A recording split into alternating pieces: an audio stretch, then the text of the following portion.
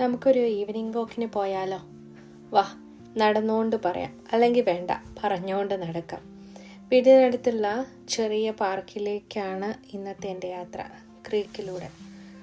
അവിടെ മരത്തിനോടും മണ്ണിനോടും ചെടികളോടും ഒക്കെ ഒന്ന് സംസാരിച്ച് കണ്ട് ഇങ്ങ് വരാം.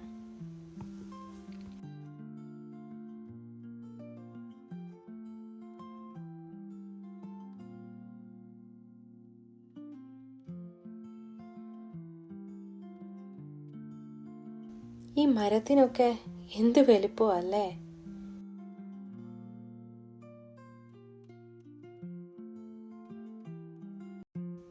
സമയം 5:30 ആയപ്പോഴേക്കാണ് ഞാൻ നടക്കാൻ ഇറങ്ങിയത്. അതുകൊണ്ട് തന്നെ വലിയ വെളിച്ചങ്ങളൊക്കെ കുറഞ്ഞു. സന്ധ്യ ആവുന്ന സമയമായി, സൺസെറ്റായി തുടങ്ങി. ഈ പൂവ് കണ്ടോ? കാട്ടുപൂവാണെങ്കിലും അതിനെന്ത് ഭംഗിയാ! നല്ല പർപ്പിൾ കളറ്, നമ്മുടെ നാട്ടിലെ തുമ്പപ്പൂ പോലെ, അല്ലെങ്കിൽ കാക്കപ്പൂ പോലെ.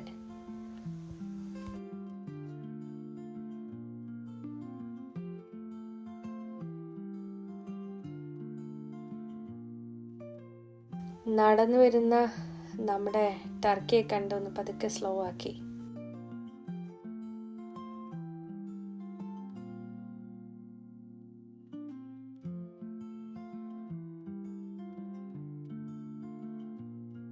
ഇവിടുത്തെ ഈ മരങ്ങൾക്കൊക്കെ എന്ത് ഭംഗിയും എന്ത് വലിപ്പവും അല്ലേ! ഇങ്ങനെ അന്തം വിട്ട് കുന്തം വിഴുങ്ങി ഇങ്ങനെ നടക്കുമ്പോൾ ഒറ്റപ്പെട്ട് കിടക്കുന്ന ആ വലിയ മരത്തിലേക്കായി എൻ്റെ ശ്രദ്ധ. ഒറ്റയ്ക്ക് നിൽക്കുവാണെങ്കിലും അതിനെ കാണാൻ എന്ത് ഭംഗിയല്ലേ! ഒറ്റപ്പെടുത്തുന്നതിന് എന്തിനും ഒറ്റപ്പെടുത്തിയവരേക്കാൾ മനോഹരമാണല്ലോ. അതവിടെ വെച്ചയാൾ അതിൻ്റെ ഈ വലുപ്പവും ഭംഗിയൊക്കെ പ്രതീക്ഷിച്ചായിരിക്കും. ഈ റോഡ് ഇങ്ങനെ പോകുമ്പോൾ ബ്രിഡ്ജിൻ്റെ സൈഡിലായിട്ട് ഒരു ക്രീക്ക് ഫ്ലോ ചെയ്യുന്നുണ്ടെങ്കിൽ അതിനകത്ത് വെള്ളമൊന്നുമില്ല. അതുകൊണ്ട് തന്നെ ആ കല്ലിലൊക്കെ പായൽ പറ്റിപ്പിടിച്ചിരിക്കുന്നതായിട്ട് കണ്ടോ?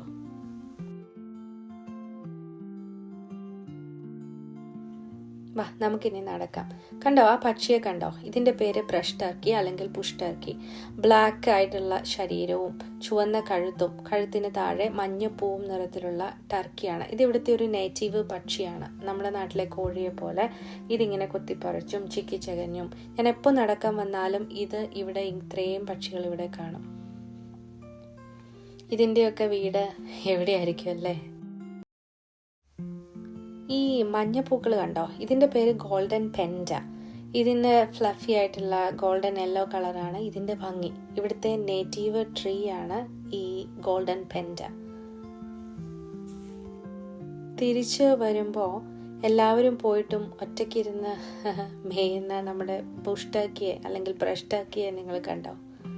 എല്ലാവരും പോയി, എങ്കിലും അതിനും എന്തെങ്കിലുമൊക്കെ കൊത്തിപ്പറിക്കാൻ അവിടെ ബാക്കി കാണും അല്ലേ? ദൈവത്തിൻ്റെ സൃഷ്ടി എന്ത് ഭംഗിയാണ്, എന്ത് വ്യത്യസ്തമാണ്. ഇരുട്ടായി തുടങ്ങി, അങ്ങനെ സൺസെറ്റ് ആവാറായി. ഇന്ന് എൻ്റെ കൂടെ ഈവനിങ് വാക്കിന് വന്ന എല്ലാവർക്കും ഒരുപാട് നന്ദി.